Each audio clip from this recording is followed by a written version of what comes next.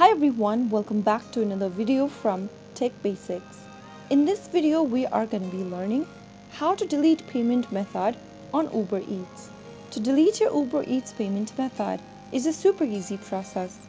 So let's go ahead and dive into the video. First of all, launch open a web browser and sign into your Uber Eats account. Once you're inside the Uber Eats account, go ahead and tap on the hamburger menu at the top left corner. In the expanded menu, select Wallet. This will now take you to your Uber wallet. Go ahead and click Open your credit card or your payment method that you've previously added. Now once you get to this page, click on the Remove Payment Method option and click on Delete in the pop-up. Soon after you do that, you will be able to delete or remove the payment method from your Uber Eats account. So that's super easy, isn't it? If you found the video to be helpful, go ahead and give us a thumbs up. Don't forget to subscribe to the channel by hitting the subscribe button.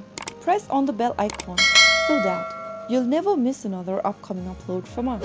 I will be back again in the next video. Thanks for watching.